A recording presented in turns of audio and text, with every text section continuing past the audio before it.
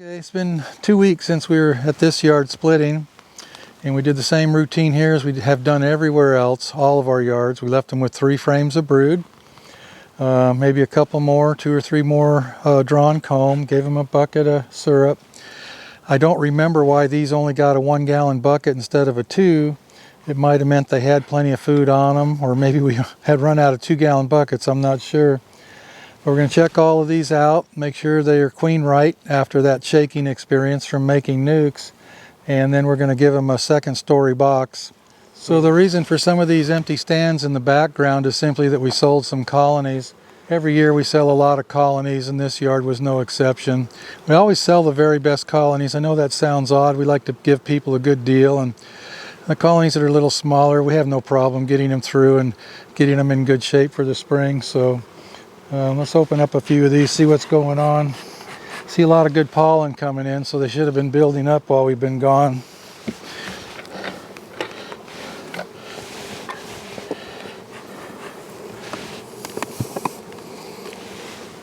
Yeah, I'm surprised. A little more than I expected with just a 1-gallon bucket. All I want to do is make sure they got eggs, make sure they got a queen, and we'll just slap another box on top. Yeah, that looks really good.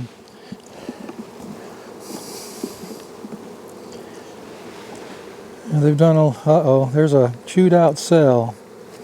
I might just look a little closer and make sure. Just take another closer look.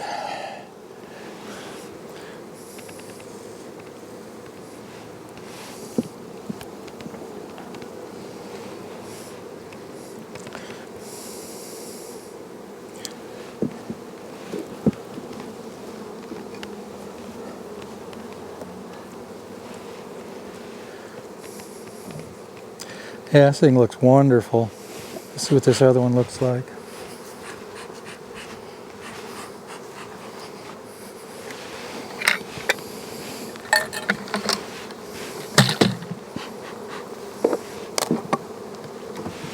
That looks pretty good.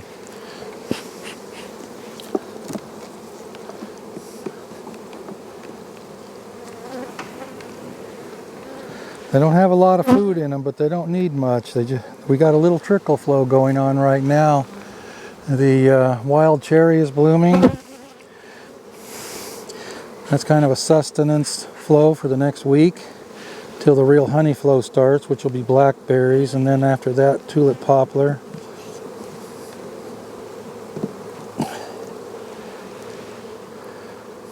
Oh yeah, great. Loaded with eggs. Good stuff. These are on bottom boards that are screwed on. That's one of the advantages of having bees on pallets. You can just flip the box up and look at the bottom bars real easy. When they're on bottom boards that are fastened on, you kind of got to look at a few frames to make sure that there's no swarming going on, no swarm preparation. These colonies are going to explode pretty fast. Our 3 frames of brood has turned into quite a bit more. Yeah, really nice colonies.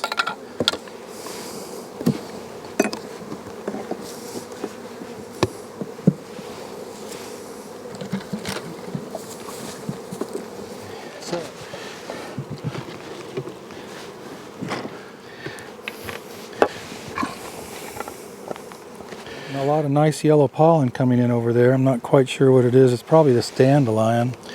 We don't have a huge crop of dandelion in this area, but there is some. When I lived in Oregon, we had quite a bit, especially up in Washington State when we pollinated apples. There were just carpets of dandelion up there. Okay, their colonies, they say, are looking good, so we'll just go through this whole yard as fast as we can.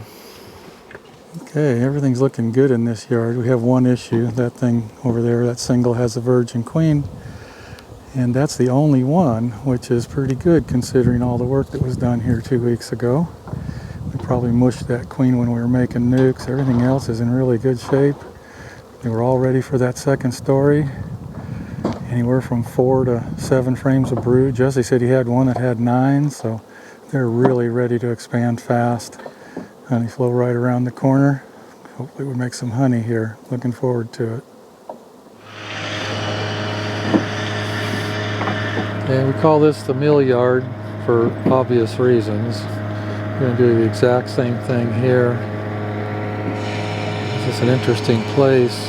I know these guys could use this space. They got logs back past that machine in the background.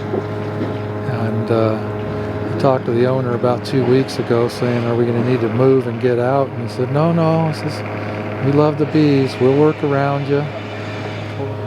So we got Kevin from Nebraska helping us today. He's a pretty good hand. He's the fellow that sponsored and put on that Hives for Heroes program in Lincoln, Nebraska. That went really well.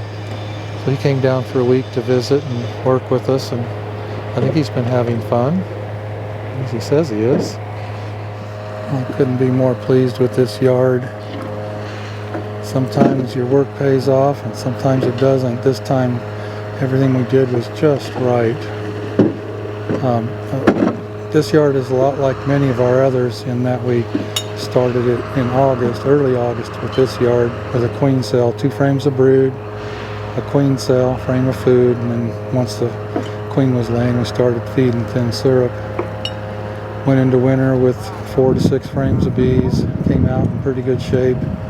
We've already taken at least a nuke out of each colony and equalized them back down to 3 frames of brood.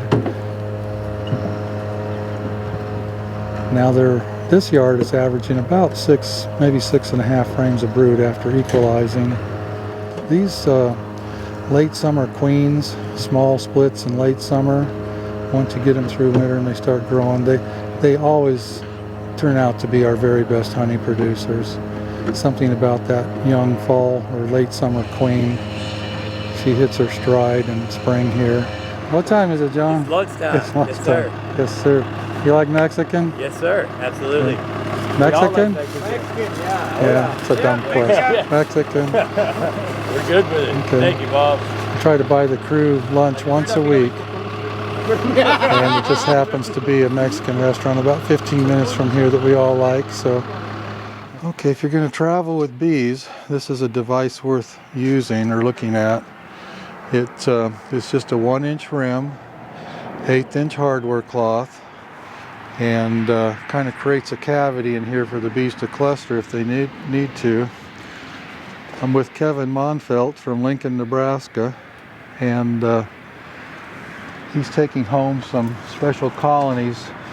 These things have to make a, 16-hour trip to Lincoln? 16 hours. And they'll spend the night. He's going to spend the night in a motel halfway, so you have to take really good care of them. The entrances are screened. The tops have these screens and rims on them. I think they'll travel quite nicely. So, Kevin, it was a pleasure having you. It's a pleasure being here, Bob. I really enjoyed it. Okay, I'll see you probably in Nebraska the next time well, maybe you'll come to Georgia before I go to Nebraska. I think I'll probably be back here before you get there. All right, good deal. All right, have a good trip home. Thank you. Okay, so one of the things I like about these pallets is the boxes come off easy, and you can look at the bottom bars of a box. Most times, if a colony's building swarm cells on a single-story colony, you'll see some along the bottom bars, and this one looks good. I don't see anything in the cells, so no eggs or larvae in any of these cups, so they're not preparing to swarm yet. They're not far from it, but in that condition I think we can just give them this second-story box. One thing I might do, there's probably going to be some empty-ish combs here.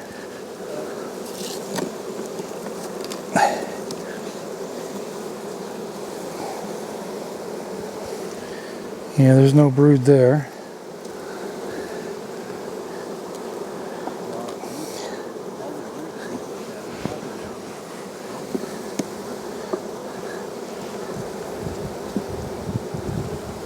And there's no brood on that one. You'll hear the term checkerboarding often. I guess this is a minor version of it. So that's an empty comb with this being brewed. Skip 2. And then put that empty comb right there. That's a little, that'll help with the swarming impulse. Kind of challenges the colony a bit, gives it the feeling that it has more empty comb and more space.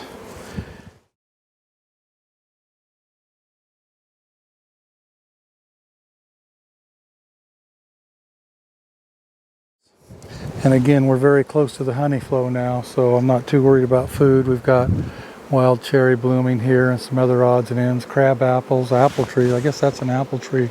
He's got a bunch of apple trees here actually. And that'll help him keep from starving until the flow starts.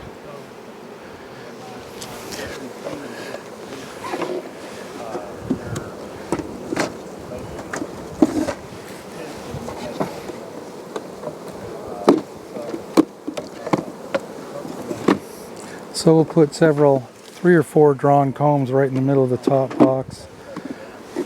That really helps a lot too. The more drawn comb, the better. We don't have enough to do every colony with a full box of drawn combs, so we're kind of divvying it out, 3 or 4 in each box. That'll help a lot. This is a beautiful location. Scan the hill here, Seth. I don't know, just the whole thing, the pond and the mountain and everything. You know, when I lived on the West Coast, they'd call something like this a canyon. California and Oregon, they always call it a canyon. Here they call them hollers, which is kind of Appalachian slang for hollow. They call them hollows here instead of canyons, and then made up their own word. I don't know where the word holler came from, I guess. You know, Seth, you were born here. You always call them hollers? I've always heard it called holler. That's how I learned it. Yeah, yeah. You know, down yonder in the holler, up yonder in the holler, Yeah. down around the bend, go towards the holler. Yeah. You know. I'll have to look up the definition of hollow in the dictionary. I think it's kind of the same thing way back in the woods. You know, I always say up in the hole sometimes, but yeah, kind of same deal. All right, this is a cool spot. Getting green fast. Won't be long. sir. We'll have a honey flow. Yeah. All right, thank you. Another feature of this yard is this branch right here. Coming off the hill up there. Funny, here they call them branches. When I lived on the West Coast, they'd call this a small creek or a brook. Here they call them branches. It's right next to this bee yard, so it's really neat right here. Runs into a nice pond. Wish I had this on my property.